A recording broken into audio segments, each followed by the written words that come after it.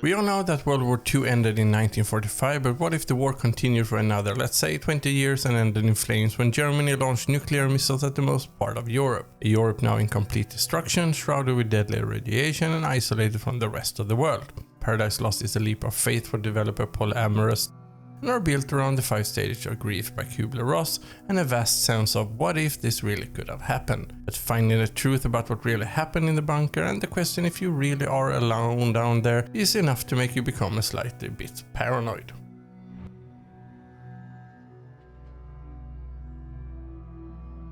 Nuclear Wasteland is nothing new to games, neither is the theme of Nazis, but where you usually run through a bunker shooting them, Paradise Lost has no combat or weapons you can make any use of at all. And it's this fact that makes it a bit exciting and scary as you start your journey into the bunker as the 12-year-old survivor Szymon that is in the game's main character. With just its tiny Zippo lighter and a picture of your mother and an unknown man standing next to a wall with a giant 4 painted on it, it's up to you to start unveiling the truth in these chambers of emptiness and remarkable technology. The story is told by you reading pieces of paper with communications between different German officers and doctors and other staff. And the story being told is that the Nazis prepared for the nuclear attack by moving all the people considered important to the different bunkers. The plan was to protect the Aryan race by bringing along scientists and celebrities and others that could help start up the new civilization. You find their stories early on as you slowly progress through the different levels, and the first level is where the trains with people arrive.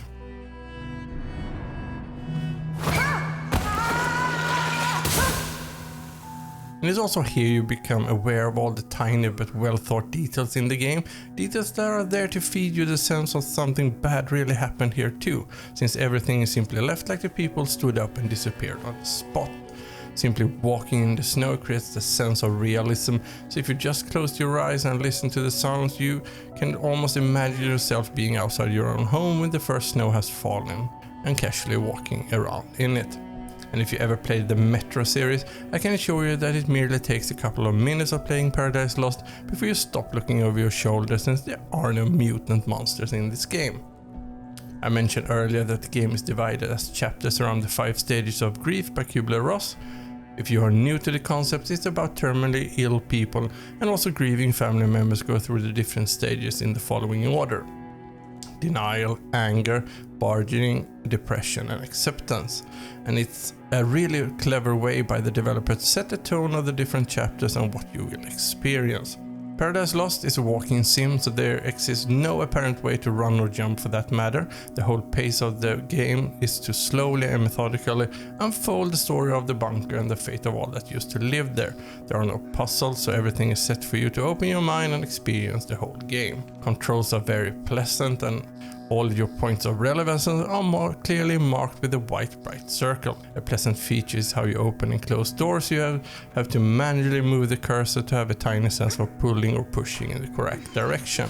In some other places it can become a bit confusing, since with no hints on what to do, simply knowing that pushing your mouse upwards makes him move his hand is not always clear when all dialogue option is handled with scrolling on the mouse wheel to pick an option.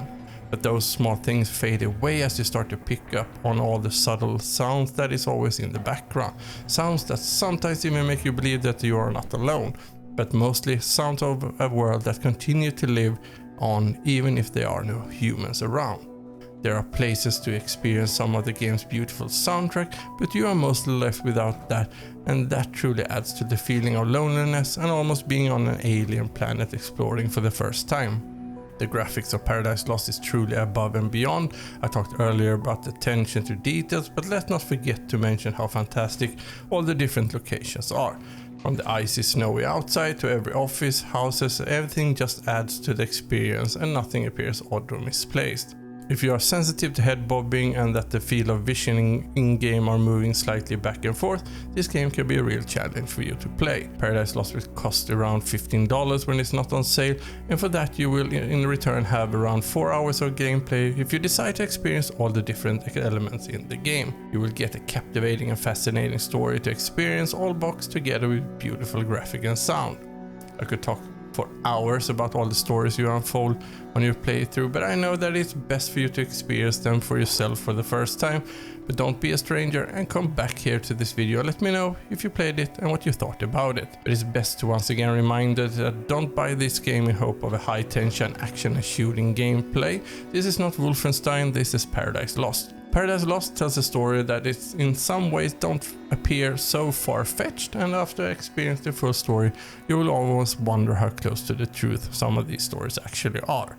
As for replayability, there are choices that affect the ending, so if you're keen on experiencing them, then you might want to give it another try. But you know what, let's not end this journey here. We have talked about the story, the gameplay, the soundtrack, and also what you will get if you decide to buy this game and play it. So to give you the chance to experience even more amazing indie games, I have added another video that I think that you will love to the upcoming end screen. So I will see you there, and until next time, stay safe and stay awesome.